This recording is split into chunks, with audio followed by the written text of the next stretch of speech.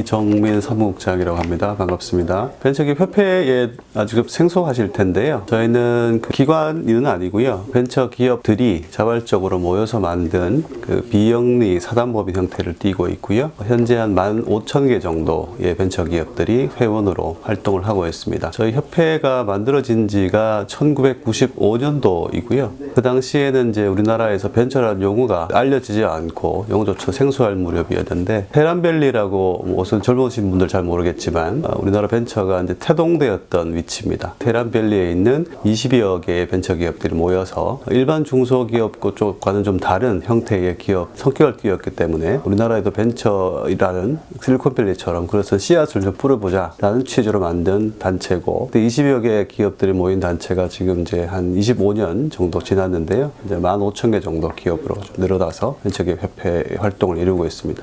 흔히들 이제 벤처기업 이퀄 IT 기업으로 이렇게 생각하시는 분들이 많은데, 혁신성, 성장성 두 가지 잣대로 저희는 벤처기업을 이제 평가를 합니다. 혁신성과 성장성을 가진 여러 군데 업종들이 다 망라가 되어 있고요. 기업 성장 단계별로 좀 설명을 드리면, 아직 창업 이전에 있는 예비 창업자 분들도 저희 이제 협회에 가입해 계시고, 또 가장 성장한 기업들은 기업 가치 수십조 되는 그런 기업들도 마찬가지로 벤처기업 속성을 가지고 있기 때문에 협회에서 활동을 하고 계십니다. 조만간에 이 제도가 바뀌어서 바뀌는 제도 기준으로 좀 말씀을 드려야 될 것 같은데요. 정부 인증입니다. 그러니까 벤처기업, 이 기업은 기술성과 성장성과 혁신성을 가지고 있기 때문에 여러 벤처 중소기업들 중에서 정부가 인정하는 기업이다. 이제 이런 형태로 정부 인정이 나가게 되고요. 제도가 바뀌게 된 경우에 총 3가지 방법이 있는데, VC로부터 일종 규모 이상의 투자를 받은 기업들, 그 기업의 매출액 대비 R&D가 높은 기업들, 그건 굉장히 다양합니다. 업종에 따라서 다양하고요. 세 번째가 이제 기술 평가 유형이라고 해서 그 기업이 가지고 있는 핵심 역량의 기술들을 이제 전문기관에서 평가를 받아서 그 기술성이 우수하다고 판단되면 그 3가지 유형을 가지고 벤처기업인지 아닌지를 정부가 판단하고 이제 벤처 확인증이 나가게 되는 그런 프로세스를 가지고 있습니다. 실제로 이제 벤처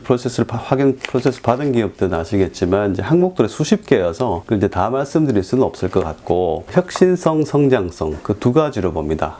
이제 그 두 가지에 대해서 좀 매크로한 설명을 드리자면, 성장성이라는 것은 기업의 이제 그 속성이죠. 그러니까 성장하지 않은 기업들이 가지고 있는 이제 여러 가지 이제 한계들이 봉착하기 때문에, 그 말은 기술성을 가지고 시장을 얼마나 빨리 선점을 하고 그 안에서 파일을 키우냐, 기업의 이제 속성을 보는 것이고요. 혁신성이라고 하는 것은 뭐 다른 이제 전통 기업들도 많지 않습니까? 그렇지 않고 말 그대로 이제 혁신적인 기술, 혁신적인 비즈니스 모델, 혁신적인 사업 아이디어로 그 기업들을 성장을 시키느냐. 그러니까 거기 이제 비단 이것도 좀 혼돈하실 수가 있는데, 기술 영역, 테크놀로지 영역만의 혁신은 아니고요. 최근에 이제 뭐 특정 기업 이름 되기는 좀 그렇지만 비즈니스 모델로 유니콘 기업이 되는 기업도 굉장히 많지 않습니까? 그래서 그런 혁신적인 아이디어나 기술을 가지고 창업을 하고 그걸 계속 유지하고 있는 기업들. 그래서 이제 정리를 해드리면, 그런 혁신성과 혁신성만으로는 되지 않기 때문에 기업으로서 존속 가치를 올리기 위해서 지속적으로 성장하는 기업들. 그러니까 그 두 가지 항목으로 크게 보시면 되고, 그 안에는 여러 가지 뭐 재무 평가에 대한 부분들, 기술 평가에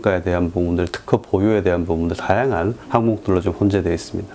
기업은 아까 말씀드린 것처럼 연속성을 계속 가져야 되는 부분들이고, 초기 시장 때 시장에서 이제 그 평가를 받는 좋은 아이디어나 기술력이 있다 하더라도 그것이 결국은 시장에서 고객들한테 B2B 모델이라고 하면 파트너 고객사한테, 또 B2C라고 하면 일반 소비자들한테 얼마나 기술을 어필을 해서 그 사람들의 구매를 이끌어낼 수 있느냐가 가장 큰 포인트거든요. 근데 이제 흔히들 특히나 이제 엔지니어 출신들의 창업자들이 할 수 있는 그 실수 중에 하나, 또 착각 중에 하나가, 기술만 세계에서 가장 뛰어나면 이게 그 기업 가치를 제고할 수 있을 거라는 것은 좀 이렇게 일부분의 생각들이고요.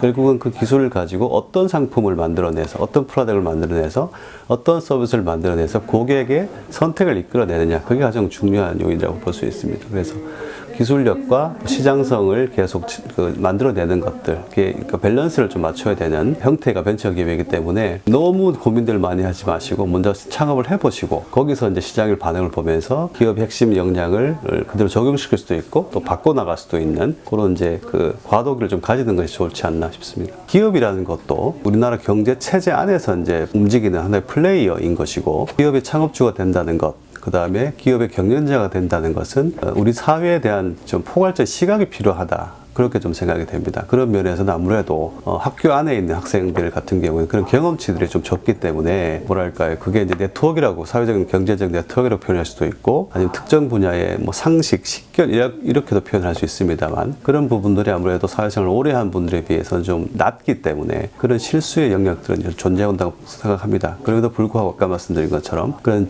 단점보다는 장점들이 훨씬 많기 때문에 스스로가 확신이 되신다면 빨리 도전하시라, 그렇게 좀 권해드리고 싶습니다.